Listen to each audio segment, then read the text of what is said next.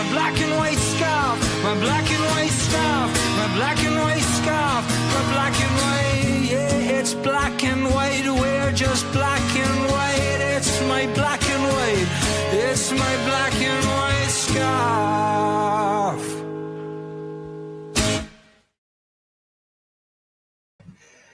Hello, and you're very welcome to the Town End podcast. It's season 5, episode 8, and well, it's another win for Dundalk. We are definitely getting used to these, and it's a little bit of light at the top of the table for Dundalk too. To go through the match tonight, we're joined by Dundalk FC journalist and former, of course, Dundalk FC podcaster, but back on the podcast now. James, you're very welcome.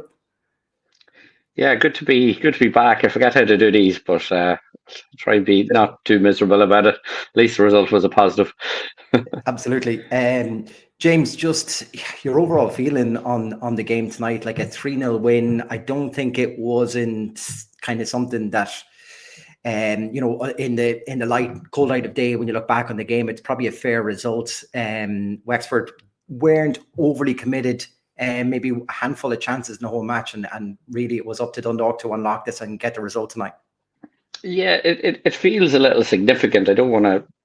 I know it's very early in the season, but I think up until now, and even for over an hour tonight, for me anyway, it just feels like, are we going to pay the price for missing chances at some stage? Like early tonight, I think Harry Groom and Darrell Horgan within the opening 10 minutes had good chances within the box, didn't take them, and I think you just fear that at some point is someone going to have a great game like Paul Martin was having for well over an hour, and you're just going to be frustrated. And as good as we've been at times, like you go back to the Longford game, like last week, I think we 25 shots or something, and left it kind of late. I'm not saying we didn't deserve it, but that sort of last half hour, once Leo Gaxa got his first goal, I think the floodgates really opened, and you could sort of see the confidence build. And for a few players, Gaxa being one of them, it just felt like this was liftoff, because I do feel like, again, I was just counting shots as part of reporting tonight. Like I made 23 shots for the Dundalk, 14 on target. So that's almost been a common thread of recent weeks. Mm-hmm. Yet we haven't seen, we've only scored 3 twice. It just feels like there's going to be a 5, 6, or 7-0 win against someone at some point. Now, you don't need to do that every week or whatever, but it just would be nice to show that sort of clinical edge. And I think there was maybe a glimmer of that towards the end tonight, where it just felt it's coming. And it's a good problem to have too. I don't want to be negative about it. We're top of the league, we're still unbeaten. We, only 2 points dropped all season, but it's nice to think, and probably scary to think for other teams, that there's probably another level in this team, and I think we might just be starting to see it. James, we talked about on our kind of season preview and even the opening games of the season that it's going to be a slightly different way for Dundalk this year, because we're the big team coming down from the Premier Division, that when teams come to Oriel Park, they will be there to just frustrate us as long as they can and contain the match. We've probably seen that in every match so far, would you say, that there's been a certain lot of containment. We didn't see a whole lot of attacking prowess from Longford. They kind of got their goal the previous week and then sat in.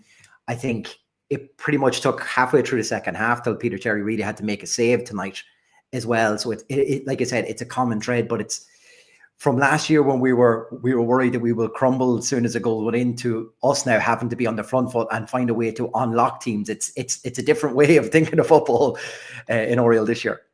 Yeah, and I suppose to give the team a bit of slack, it's still relatively new for some of the attackers still. Tonight, as I spoke to him afterwards, I mentioned Gaxa there as it felt significant, because he's done anything wrong, but he's had a bit of a stop-start period to his, with that suspension following the red card in Kerry, and we know he's the type of player who can chip in with goals. And again, Darrell Horgan tonight, probably on a different night, had a hat trick at least. He was asking me was the one offside. Thankfully, it didn't matter in the end. But after the commentary, the boys didn't think it was. Yeah, but anyway, it didn't matter tonight. But I think both of them, and even Owen Kenny. We've 3 players, so you don't want to sound greedy because we couldn't buy a goal last year at all, but like all 3 have the capabilities of getting to double figures, and then you've Dean Ebbe in front of them who 4 already. So like it's a scary potential. Now they still have to obviously fulfill that potential, but like there's no reason those players all can't reach double figures come the end of the season, and they're all up and running now to some degree. James, just to go back to the start, 3 changes in, of course, we knew that Sean Keogh and Vinnie Leonard would be coming back from international duty after representing Ireland, and congratulations to Vinnie Leonard and the Ireland under 17s in qualification for the World Cup. But Andy Parashchev, I suppose, after his cameo last week, was always going to be pushing for a start. I suppose there was no real surprise to see all 3 come back in. No, I don't think so. I think Leonard and Keogh had played every minute up until that, basically, or certainly started every game. I think Keogh got withdrawn late on against one of the games, but they added that balance. I think Leonard. They didn't have a lot to do tonight, but what they did well. And Leonard and McHale, like all of a sudden you're wondering, like, I was chatting to my before the game, does he get back in? Because it's hard to break up that. I thought McHale was very good tonight. Leonard, excellent. Likewise. Keogh, like he's almost Dane Massey-esque in the way he both defends and gets forward. And look, he's had goals this game now. Like, it was a cracking finish tonight. Like, ordinarily you'd maybe criticise a goalkeeper for being beaten at the near post, but he put it so high, so powerful into the net that there was very little he could do. So yeah, no real surprise to see them come back in. And I think Parashchev, he just gives you such drive in midfield. Like, I think, and I think it was appreciated. Like, he got a standing ovation coming off. He's become a fan favourite so quickly.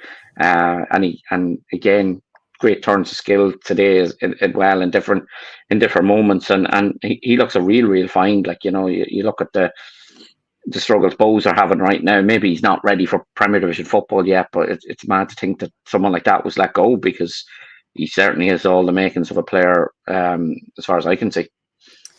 Yeah, just everyone in the comments, if you want to continue in there with your man of the match nominations, and myself and James will kind of make a decision on that near the end of the show.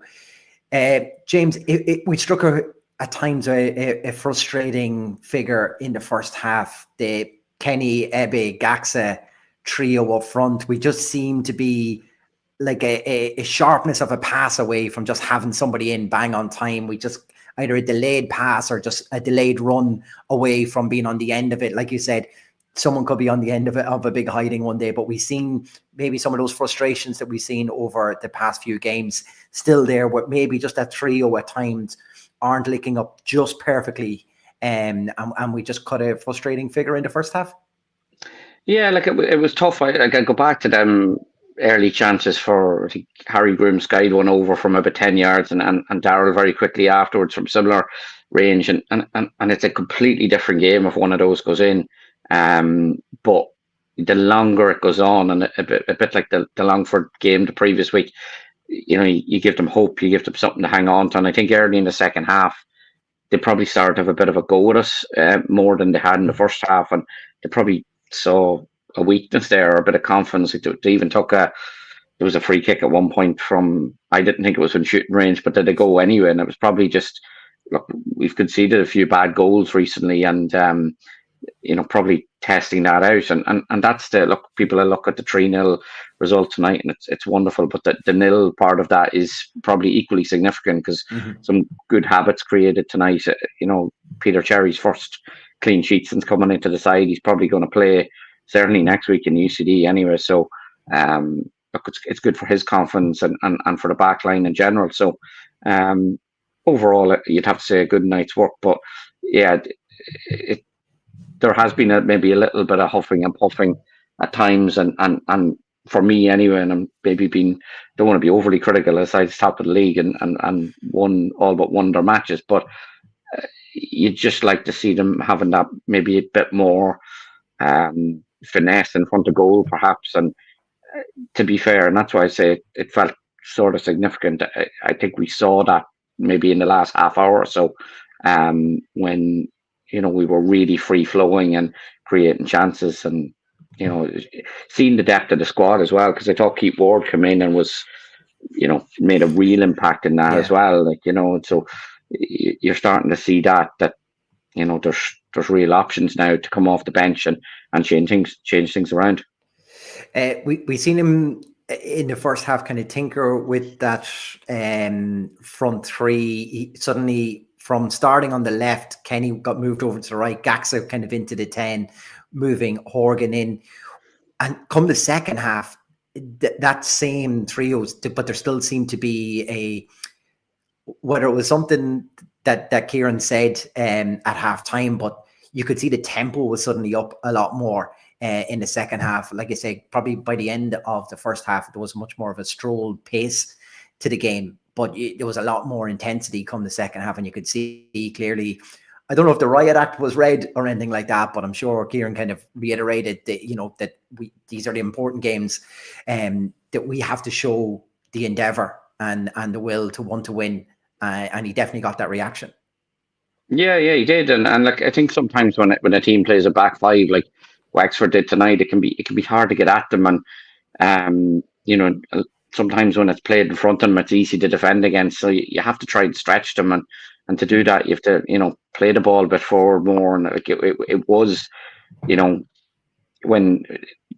they started, you mentioned those three players, Gaxa, Kenny, and Horgan, when they started to overlap a bit, like the first goal, for example, Horgan passed it to Gaxa, and they're both on the left hand side, and it just created that bit of space to get a really good shot away and a goal, and stretch that defense a little bit, and it worked. And look, by the end, as I said, like the second goal arrived very, very quickly, and it could have been any number, because like Darrell Horgan will probably wonder how his name's not on the score sheet tonight. And definitely, Ruby had a couple of chances, I think, when he came on as well. So look, you don't want to be greedy about it, but it was, and that's why you just hope that there's a bit of a lesson in it, because look, we're probably still all got a bit of scar tissue from last season where we couldn't buy a goal, and you always fear it's going to, certainly for a bit tonight, it felt like it could be one of those occasions, but again, by the end, it was very, very comfortable stuff.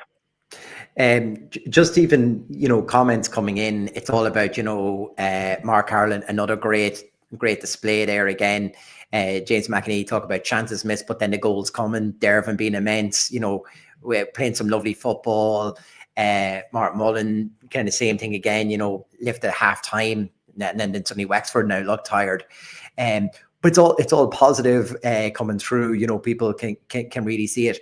It's such a turnaround to last year as well. So as I say, everyone keep the comments coming in. James, just a quick one on Leo Gaxa. In his post-match comments, Kieran Kilduff mentioned after the sending off down in Kerry that time, he apologized to Kieran and told him he was going to make up for that sending off. He's definitely repaid it tonight with that performance. Moving him into the 10, though, he just seemed to find those pockets of space all over. And like I said, for that opening goal, he just cuts inside from Darrell to find a hole. Is that, like, we see mostly outright, I suppose, from Leo, but in that little pocket in the 10, is that his best position? It's certainly where he's played most of his football. Certainly that's where he was in the Kerry team, and he's such a... He actually had a great record against Wexford for Kerry, 3 goals against them, albeit all in defeats. But that's where he created most of his problems, and certainly can. But I think that without putting a real definitive thing on it, I think all three of them can sort of play anywhere. Like you could play Kenny off either wing, you could play Horgan in the 10 or off either side, and I think mixing it up like that will, it keeps teams guessing, because I see some of the comments come in there and they're right about some of the competition throughout the team, but I think that probably front four picks itself right now every week. And you could debate, like, does O'Keefe come back into right back, and who plays it? Do you push Dervin into midfield? And there's decisions to be made, but certainly, again, and this is why I'm talking about little moments of significance, because it did feel a bit stop-start for Gaxa because of that red card. I was down in Kerry that night. It was a bit wild, and Yeah. I think we can talk about it now. But like Kieran Clough had specifically said, he had warned him to keep us calm, because it was like you're going back to your hometown club. I'm sure a similar conversation we had with Ed Irvin last week when Longford came to town. And then to do that, it was wild, and it could have cost his team. And funny, I spoke to him myself after the game, and he said that the highlight for him tonight was the second goal, even though it was a tap in, because he had missed a sort of similar chance on the opening night against Athlone, and he said he'd make up for it, and he did that. And it was a tap in. Horgan's ball really did the work for him, because it'd taken the keeper out of the equation. But two really good, well, one really good finish and one really good tap in, but they all count. And look, again, he's someone. He went to Athlone in the second half of last season, scored 4 goals, and chipped in with a good few assists as well. And that's the sort of player you want to see in Dundalk. He's been lively. I'm not saying he's been bad up until now, but it just feels like tonight could be the one that you say, right, he's up and running now, and it feels for him and others like a significant night. Let's talk a little about Sean Keogh. When we see that young player to come in, and we talked about his awareness, his tracking and stuff like that, and in goals he was caught out in the Premier Division, but by the end of last season in particular, we always remark back to one of the highlights was definitely the Drogheda game near the end of the year, like where he was just taking on players. He had the confidence all of a sudden. He's brought that confidence into the season. We've seen him score a stunning free kick up in Ballybuffet that time. Is this better than the free kick for you? It's a hell of a finish. Like, he doesn't score tap-ins. No, definitely not. It was the same referee in both games, so maybe every time Declan told him, maybe next time he referees, someone should back Keogh for a goal. But look, he just seems to be getting better and better, and he's one of the. Look, there's been a lot of doom and gloom around Dundalk over the past sort of 18 months or whatever, and I remember talking to Stephen O'Donnell when he signed a contract about him, and he was someone kind of not on the radar, where you probably look at times at your maybe 17s, 19s, whatever, 20s now obviously, and say, oh, he's a chance, or he's one for the future, or whatever. He was someone who kind of wasn't in that conversation, and he kind of got thrown in to a pre-season match against, I think it was Shelbourne, and done really well. Joined the team then for pre-season, and he's just sort of evolved. And it's probably one of those where you shouldn't make your mind up on a player too early either. And I know you can't pick someone forever, but I mean, what a success story. I mean, he's someone who you don't want to look too far ahead, but if we do go back up, there's obviously going to be positions where you need to strengthen or whatever.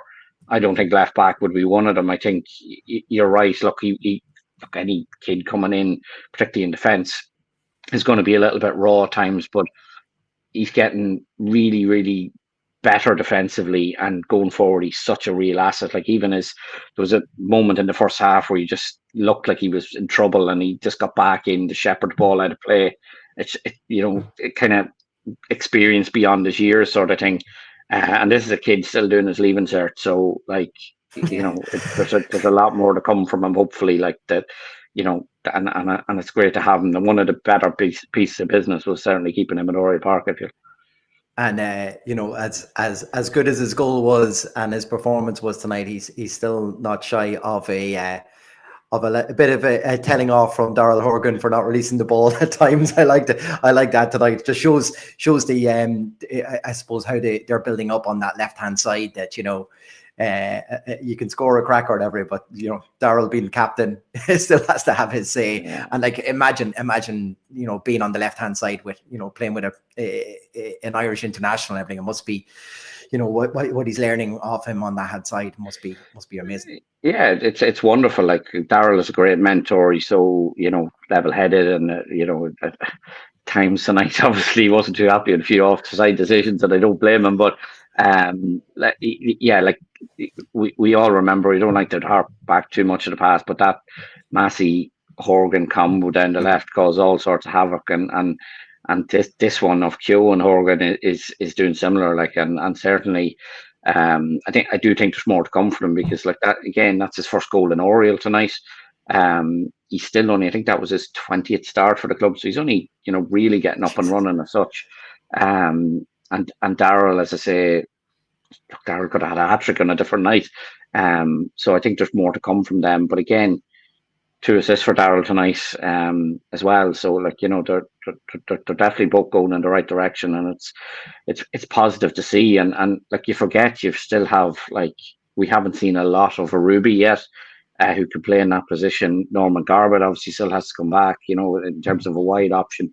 So, there's plenty of options in those roles. And to be fair, it's not his natural position, but Sean Spade hasn't looked too out of place at left back when he's had to go in there either, So you're just beginning to see the basis of, like, the strength of the squad coming together, because again, Mayo didn't feature tonight, but he said he was ready to play, which I know he's been on the bench in recent weeks, but probably hasn't been. You've Enda Minogue probably back. He probably has a chance for the Cove game, potentially. He was doing a bit of work beforehand. I don't think Conor O'Keefe is too far away either. So, look, it's looking good right now, and Bray getting a 95th minute penalty was a bit of a shock as well, but all of a sudden we're 5 points clear, and we're still talking about maybe more to come from this team. So yeah, it's a nice position to be in. The substitutes in tonight, like we say, we got to see a little bit more of a Ruby in tonight, and kind of assumed that number 9 role from Dean Ebbe, and Andy Parashev coming off. Did you feel that was just a bit more protection and get, there was no need to expel so much out of Dean Ebbe? And Parashev obviously coming back from an injury, had a big impact last week and played the majority of the game tonight. So was that just maybe a little bit of protection for those players? Yeah, like I presume Parashev was carrying a bit of a knock last week, and that's why he didn't start. So you're probably just protecting him with the game done. He does put in a big shift, and I'm sure if you were counting, I was going to say grass covered, but artificial turf covered, he gets around quite a bit. Ebbe, the same. He had a bit of a stop-start pre-season. I know he's been scoring for fun, but it was sort of not brave management, I would say, but clever management. Because I remember in the old days of Patrick Hubin, when he used to be always taken off on 2 goals, and he used to go mental about it. But I'm sure Leo Gaxa would have loved to be still on the pitch to try and go for a hat trick. Dean Ebb was going for 5 and 5, which he'd never done in his career before, and sometimes you can let the heart overrule the head, and maybe they pick up a knock. So look, the likes of a Ruby and a few players like that probably need minutes. As much as we were stretched at one end of the field defensively, I think a Ruby is probably one of the few players who really could have done with that North End game going ahead during the week, just to get minutes in the legs and kind of show what he can do. It wasn't to be, but look, it's a long season ahead, and I'm sure he will get his chances.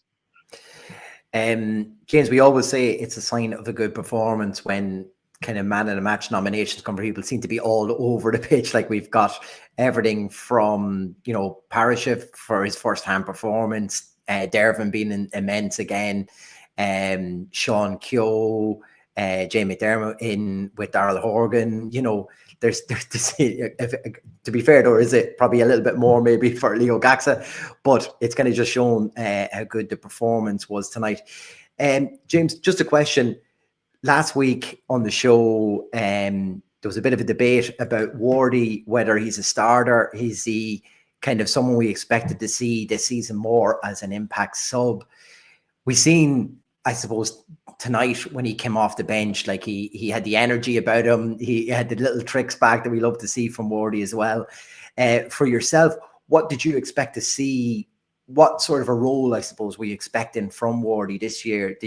Were you expecting him to maybe start as many games as he has so far this season? No, maybe not. I did see him more as an impact sub when he signed. Look, there's been a few reasons why he's played back-to-back weeks. For me, maybe it's starting, like, obviously with last week with Harry Groom in defence. Dervin's played now multiple matches at right back, and you're dragging people out of the midfield, and probably we didn't see Andy Parachute being as maybe key as he is so far. But yeah, look, funny enough, I drove into Oriel Park tonight. I'm getting in my car, and there's Wardy, shouting over at me, and he made a joke about how bad he was. I won't use the exact word he used, but how bad he was last week. So he kind of knew himself he wasn't maybe where he can be. So I think he came on tonight with a point to prove, and he really showed. There was a couple of sloppy passes too, but some of his balls, like the one to release Daryl Horgan for the third goal, I thought was superb, because from my angle in the stand, it looked like everything was right. It had to go right, and next thing he sees Daryl coming off his left shoulder and release him, and look, Daryl does the rest in terms of the cross for Gaxon to tap in. But Wardy put on a wee bit of an exhibition tonight, and again, it shows he can still do it at this level. And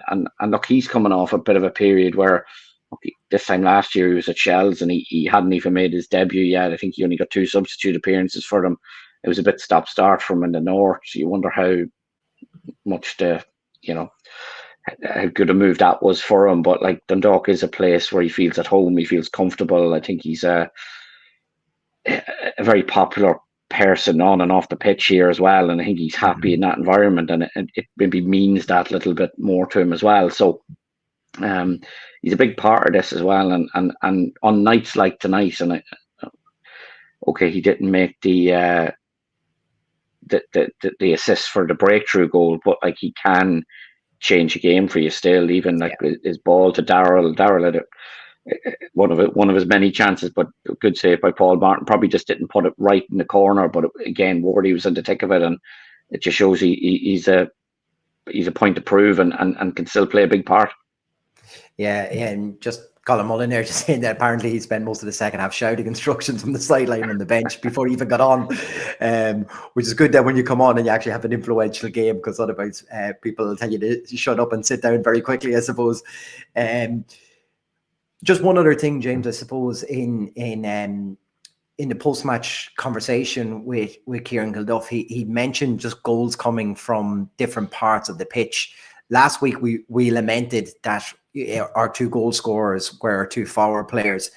But, we've now seen Gaxa, Kyo, Vinnie Leonard. Like, we seem to have numerous goals around this pitch. You've talked about perhaps we have people who can contribute into double figures from around it. But, like, from a lack of goals last year to have an array of goal scorers, it's so refreshing to finally see.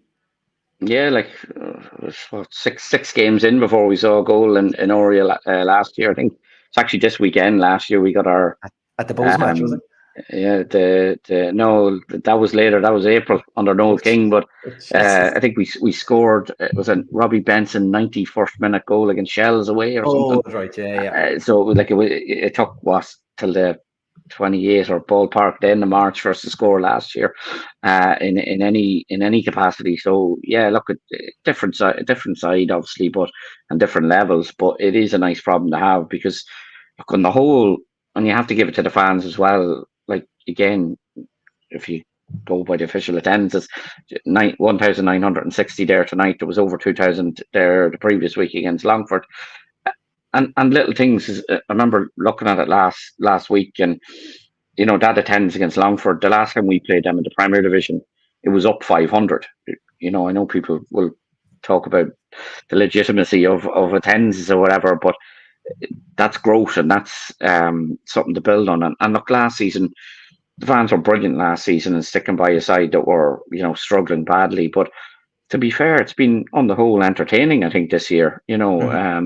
They're trying to play. I'm not saying it's always perfect, and look, again, we hope there's more to come. But it's exciting going to Oriel again now, where you're looking at good football again, because trophies are brilliant, and we hope there's one to come at the end of this one. But one of the big things from the sort of Kenny era was it was a joy to go up there every week and watch the side play, and little moments tonight, like at times, be it Wardy, Gaxa, Daryl, Sean Kyo raiding from deep, whatever,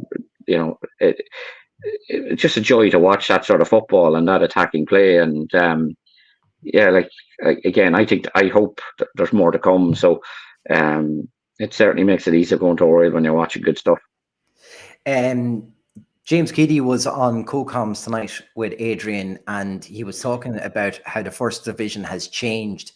It came out, I suppose the conversation started talking about Andy Parashef and how we've only really seen him in reserve and underage football during his time at Bows and stuff like that. But you can suddenly see the difference when some of these young players take the step up away from academy football and into senior football. I suppose we're seeing that with Vinnie Leonard and Sean Keogh this year as well.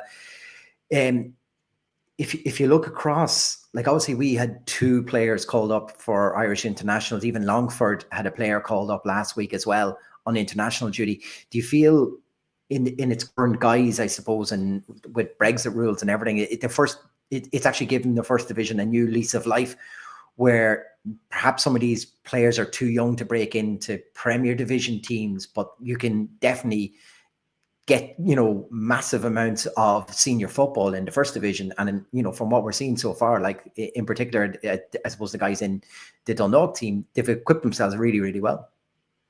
Yeah, look, every cloud has a silver lining. Like, we all wish Dundalk didn't get relegated in Ideal World last year, but I mean, the benefit of that from a local perspective is, like, would you be playing the likes of, say, Vinnie Leonard right now, who looks almost undroppable? Yeah. He just turned 17 last Friday, while away with the 17s. He's going to a World Cup now, and looks really, really assured. And one of the worries I maybe had coming in tonight, and you could maybe see it in the early stages, that Wexford are a much more physical team than maybe we've come up against so far. And certainly early on, there's a few challenges flying in. Ryan Kelly was launched into a few people. I think he got booked for mouthing more than the tackle on A. Dervin in the end. But it was something you're not going to get that as much. Like, you go back to the Treaty United game, and as big as Leonard is for still a teenager, he's marking that Croatian giant Tripamir or whatever his name was. Yeah. And dealt with him more than adequately, you have to say. Like, there's probably at a Premier Division level, you'd be loath to throw in a 17-year-old against someone like that, or to put it in Premier Division terms, a Patrick Hooban or Rory Gaffney or someone, with years of experience and that. But yeah, the first division is now getting that sort of, it's the chance to blood youngsters, because you're right, like Finn Harps have a good couple of youngsters going. There's other teams as well, but certainly from, like, the Dundalk has a great tradition of blooding players over the years. And maybe the one sort of downside to the Kenny period was that they weren't getting that breakthrough, but now there's tons of opportunity. And even last week I did a piece in the Argus I was speaking to Owen Kenny about, it was a great week for sort of Blackrock or local players, with Jimmy Dunn making his Ireland debut. Obviously Owen got his first winner, for Dundalk. Shane Tracy came in for his first league start. Sean Spade came in for his first league start. And these are local guys. And if I'm a talented 14, 15, 16-year-old now, I'm potentially only a few years away from being first team for Dundalk, because it was the impossible dream a few years ago, because when you're signing players from as far away as Korea, it's very hard to get into a side that has that. But all of a sudden now, I look at my local club and there's a direct route into that team if I'm good enough. So it gives you that belief to maybe put in the hard yards and the unseen stuff that sort of gets you to a level. But these guys are the new ambassadors, because it's fantastic to see so many locals all of a sudden in the side. Yeah, I suppose, speaking of stepping up, we might as well come to this point to chat about our man of the match competition. Like I said, we've probably gone every which way now. There's nearly every one in the starting 11 is probably been has been mentioned now at this stage. For yourself, James, who stood out for you? Look, there's a lot of contenders. I think maybe every outfielder, like no disrespect to Peter Cherry, but I think nearly every outfielder probably has some sort of an arm up in it. I don't think there was a bad performer there tonight, but like, yeah, I think just for me, given the fact he got a double, the opening goal was a little bit of magic. I'd say Leo Gaxa, just because it felt like this was the one that got him up and running. Yeah. That's not to dispute. Like, I know you threw out a few other suggestions. Darryl Horgan, for example. I think if Darryl gets a goal tonight, he probably does tip it then. It was the only thing probably missing, from his performance. But look, as I said to Davy Rispin on LMF and commentary, it'll keep him hungry for next week. So he's still chasing that one. But look, it just felt like a big moment for Leo to get his first goals, first league goals for the club, his first goals in Oriel Park, and particularly that first one I think was really, really important because the longer the clock was ticking down, you're thinking, God, this is going to get harder and harder to maybe find a breakthrough here. But that first one in particular was the one that sort of broke the deadlock, and we never looked back after that.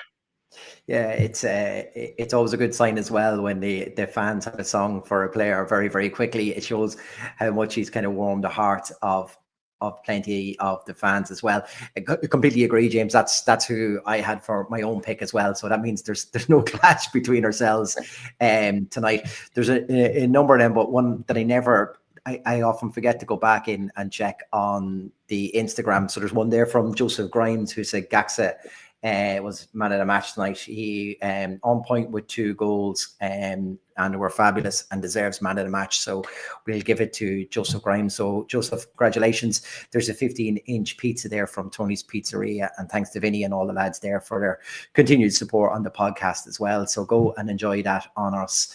Nice and easy when we agree on that one, James. Yeah. I said last week to the lads that a real test of this team, James, would be if we could go to the end of this first round of games unbeaten. I wasn't expecting a 3-0 win tonight. I wasn't too sure exactly what was going to come from Wexford. We've seen them dig in and get some really important wins, but we've also seen them, I suppose, throw a couple of games away. And without Aaron Dobbs there as well, you find there's a little chink in their armour. And this was the time, I think we said last week, that now is the time to pick up the points against them, because you would suggest that they might get a bit stronger when Aaron Dobbs comes back, because, Mikey Rowe is a great player, but it's tough for him to lead the line, and he probably needs someone like that around him. We now go into an away match in UCD. Looking at the condition of that pitch, it might be a leveler, mind you, on that. What's your thoughts as well, just on this opening round? If we were to go, an unbeaten and this current run that we're on, would that be satisfactory for yourself? Or I'm just thinking, Cove still to come. We don't know, like you just mentioned there, they'll be devastated tonight to concede that late. Was it a late penalty, you said? Yeah, 95th minute. Yeah, look, you have to say it's satisfactory if you go a series of games undefeated. Look, it's the ideal incentive for this team now to, UCD next week, win that, and then I think the team won't say they're focusing on it or whatever, but I think there has been probably one eye on that Cove game for a while, because I felt tonight, I know they have a game in hand, but I think Wexford are still sitting third actually, but it felt like if we beat them tonight, it's already a 2-horse race almost. Because it felt like I didn't see Cove dropping points tonight, to be honest with you. If I was doing betting, I wouldn't have backed it. That's the beauty of football. You never know what's going to happen, but it's the ideal way for them to sort of say, right, we need to do our job here and then set up for a big one next week, because automatically you win in UCD, no matter what Cove do next week, you're 5 points clear with a chance to go back to Oriel at home in front of your own fans to complete the series undefeated with a chance to go 8 points clear, that would be, that'd be, I know it's still very early in the season, but that'd be a lovely position to be in, even at this early stage. And like I say, to this point anyway, it still feels like there's more to come from this side. So yeah, look, that's the focus I would think for the next week. UCD play on Monday as well, so it's you know they'll be perhaps a little bit tireder. You wouldn't know what could happen that game, red cards or injuries or anything that they could lose people. I don't think we picked up anything tonight, so barring anything in training all week, we're good to go for it next Friday. The pitch would be a slight worry, but as I think it was Leo Gaxa said to me afterwards, well, we played up in Ballybuffet and got the job done, so it can't be as bad as it. So look, it's one of those that I'm sure we'll have a good travelling support as well, and they'll get behind the lads and hopefully get another 3 points on the board. Yeah, it's just funny when you look at UCD, most of the results they've probably picked up in the bowl. I know tonight's probably just a little bit different and picking up the win down in Kerry, but they've proven hard to beat in the bowl. They've drawn with Cove, they've drawn with Finn Harps, they've drawn with Treaty there. So I suppose maybe in the bowl they're just they're a little bit different. That maybe their pattern of play, or maybe they're just used to the pitch in its current state. It will improve obviously as the season goes on, but maybe that's just a little bit of a leveler for them and something that they've a handle on a little bit more. Would it be anything you'd be worried about yourself, or? They're a side that tend to get a little bit better. I think when the pitch improves, I think they tend to improve a little bit as well. That's historical. I haven't had a chance to see them this year now, but with the Collingwood Cup and that, sometimes their focus is elsewhere at the start of the season. So it's they tend to maybe take a while to get up and running. But look, UCD always have a few good players and that. But look, it's Kieran Kilduff and Keith Ward go back to their where it all started for them. So I'm sure they'll be well aware what sort of test awaits them there. And as I say, because they're playing on the Monday night, if they want to go watch them live, they can, which is a fantastic opportunity to have. So they'll be fully prepared, and look, I don't think they're going to let this side become complacent or take their eye off the ball and anything. So it's I'm sure they'll enjoy this tonight and heads down now all week with just a focus on that game. Yeah, James, just I suppose on a more personal note, I suppose people, podcast fans of Dundalk FC might have missed you on the airwaves over the past while. What's it been like taking a break from all of this and not having to go through each game? Are you enjoying the break away from it, or? Yeah, no, I am. I have to say, it was a lot there in recent years. There was a few things happening off the field at the club, and just felt it needed it.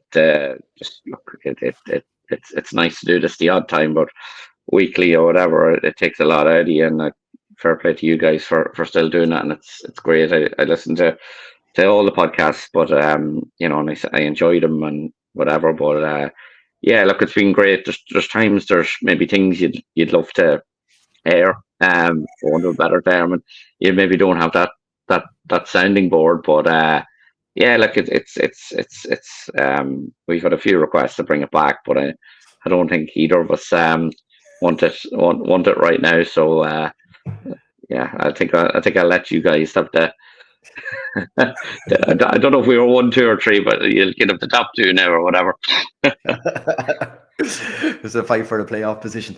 Look, James, it's always good to have you back on as well, and I'm sure everyone has kind of has missed the press podcast, so it's just good to hear you back on. And of course, there's always a place here whenever you want to jump in as well. It just would be like, I don't want to be pessimistic about it or whatever, because like there's been so much gone down, but like I think it's important to note that, like, as good as the start has been, like there's still an off the field picture here. And I think, one of the best days in the club have had in recent times was I think December December 7th when we got our license, because there was a fear you mightn't get that. But I'd just be worried about maybe a complacency setting in, that all the problems are gone away because of that. There's still numerous issues hanging over the club financially, and if we do keep going the way we're going, the prospect of promotion brings around massive headaches financially, like, as well. And I'm not trying to be a doomsayer. It's just a reality check, because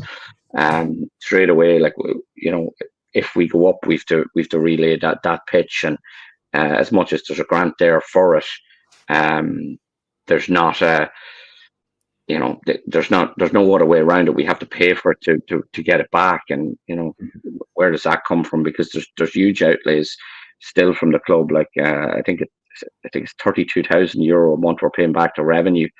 Several players from last season have still been paid off. Like, just this week, Raith Rovers are chasing up, I think, 31,500 for a development fee for Scott McGill. They're claiming a waiver that like, the club are fighting that one, but there's all these little legacy issues from the past that are still there. Things like opening night, the club had to get a generator in. FAI insisted on it. It cost over $1,000 to get that there. It wasn't needed, but ironically, on the same night, there was none in Talca Park where the lights did actually go out. In between the first game and in Oriel and the next game, €8,000 had to be spent on upgrading the floodlights. Otherwise, a referee could say on any given night, this isn't going ahead.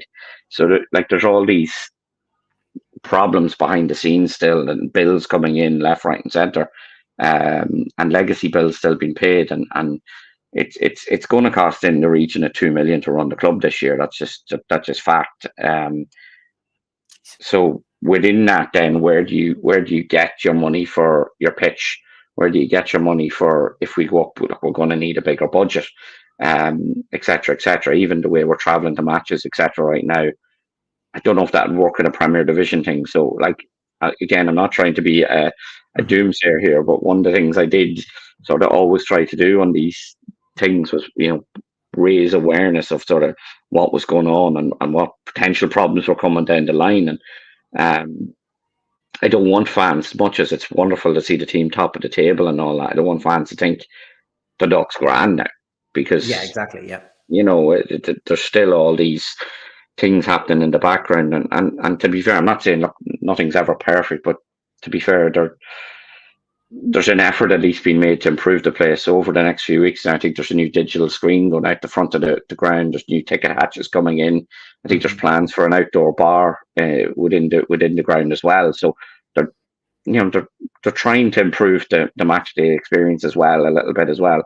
It's gradual, and it can always be better and all that. But credit where credit's due. But I think at some point this year, fans need to come together. Like, I was at the 1903 AGM last night, and I'm not trying to be critical of anyone who didn't go, but like, there was around 20 people in attendance, and I just wouldn't want like an apathy to set in, because I think at some stage there's going to have to be some sort of fundraiser, multiple fundraisers, big money raised in, because you talk about going first series of games undefeated. That's a very real prospect now, I think. And certainly, if I was a betting man, I'd probably take that bet. But the closer we edge to maybe promotion, we all as fans want to be in the Premier Division. There's no doubt about that. But from a business case, it probably makes more sense that we remain in the first. So it's about marrying those two. And fans were brilliant last year coming together when we really needed it, but I just don't think that's fully gone either, So just be mindful of that. And I'm not trying to be a doomsdayer or anything like it, but no. It's important to talk about it. I mean, you're probably seeing, I was with Padraig McGowan pre-match there tonight, and Padraig is actually, it's a video from the club just on an update on a couple of things, and some of them that you've mentioned, the floodlights and bits of improvements that they're trying to do around Oriel Park. And I think that line of communication is so important as well, so people are aware of things that are happening. I know some of them we're mentioning probably having all the floodlights there is a big thing, but things like increasing the size of the boardroom to accommodate the 500 club, like it's important to also mention those that probably aren't massive impacts on people's match day experience, but the are things we're thinking about. There will be a new cafe opening up over in the YDC with the opening of the pitches there, so that's going to hopefully bring in a bit more revenue and stuff like that as well. But like I say, there's massive wholesale aims and goals that we need to have to be looking at for the end of the season, and that's probably, James, promotion or not. Like the pitch needs addressing. We were probably lucky to get a first division license on it. Would we get that again next year? That's the other question. And like I say, if you correctly mentioned, how the sports capital grants work is you do have to pay up front. And I know from the companies that print off these 3 and 4G pitches, you also have to have, like, I think it's about 150,000 deposit down towards they'll start the printing of it. So that's an initial fee you have to have up before, even getting, so you have to initially have that much before you can proceed any further. So that's a lot of money to have up front. And like you say, the only way we're going to do that is either massive coming together of fans for some fundraising. I know it's something you've definitely always have called out over the years, is that should be a continuous thing. We seem to all be rolling in at the end of last year just to keep the flood, the flood gates from crashing in on top of us, if you want, last year, to keeping everything on and the floodlights on. And now it's situation, like I say, you don't want everyone to take their eye off the ball and say, everything's going to be fine, we're going to go back up and everything will be all right, we'll be back in the big time again, because there is a lot of massive things which need addressing in Oriel Park and have done for a long time. Let's not kid ourselves as well. So like you say, it's probably important that that line of communication between the club and the fans continue, so we can see where things are going, but also we need to see some long-term fundraising plans for the club also, whether that's club orientated or fan orientated. That these things are so important. Yeah, no, 100%. Like, and it's just not to have to. I think we all said, and I think Brendan Ogle said it very well, be it part of 1903 or even when the trust was being established, that we all sat back and enjoyed the good times, and maybe not enough was done. And to be fair to John Temple, he's probably kept the lights on, but to get back to where we all want to be, it's going to take a massive united effort, because I don't think one, be it board or person or whatever, can sustain it, because as I say, we're still paying so many legacy debts. There was players from last season had to be basically paid off. Some put on contracts they never should have been, and they had to be paid. And you're talking significant sums. Like I know between just 2 players, you're talking 20 grand. Like that's if we win the first division, it's 40. So like half of the potential prize money went to 2 people who aren't even here anymore. You're paying €1,000 a week in electricity bills, to take in arrears as well.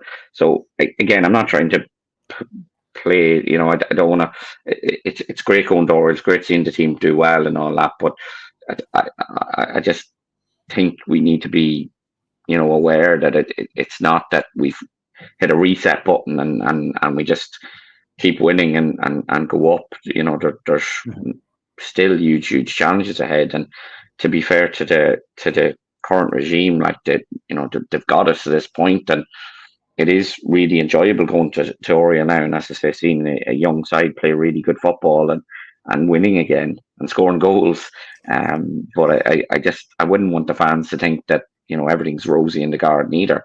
That the lights are being kept on, but to get to where we want to be, because the way we're going right now, we could win every game between now and October, and definitely I could say that, sorry, we're not promoting you. And we've had that before, maybe not as champions, but no one wants to repeat it as, No. So and this is, look, this isn't, I'm not going to fix it, but John Temple probably does need to be open about that and how we're going to address it, because, you know, I've said in the past, we all need something to get behind. Like, you know, fans will probably chip in if there's something to chip in behind, but it needs that sort of leadership from above probably to start steering that, because we're practically into April now. You know, you won't fight like you're 6 months to the end of the season, so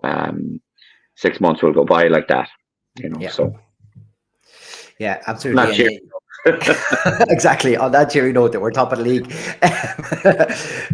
No, look, James, I just want to. No, you're right. You're right to bring up those things, because this is important. These are all legacy issues that we've needed addressing, that we've all called for and want to change too. So, like you say, it's about the club now leading those and getting some sort of a common goal for us all to get behind it. You know, if there's a fundraiser and there's you know, one of those money meters at the front and we're raising money for the pitch, it's something that tangible that people can get in behind, and they know when they're giving their money in, that's where it's going to. And you see the old meter start rising and rising on it. You know, things like that are very important, or just being transparent about whatever we have planned and how much potentially that's going to bring in and how that's important for future plans. So I would 100% agree. These sort of things need to be planned out properly, and they need to be communicated across to everyone as well. And a reason, like I say, a reason for fans to get behind, because these are massively important issues. Thank you, James, so much for jumping in tonight. Always appreciate it. No problem at all. As I say, hear you back on the airways on a night where Dundalk have maintained their position at the top of the league and opened up somewhat of a gap to the teams below. It's a 3-0 win, another win, and more goals. It's exactly what we wanted to see at Oriel Park. Until next time, come on to town. My black and white scarf, my black and white scarf, my black and white scarf, my black and white, yeah, it's black and white, we're just black and white, it's my black and white, it's my black and white scarf.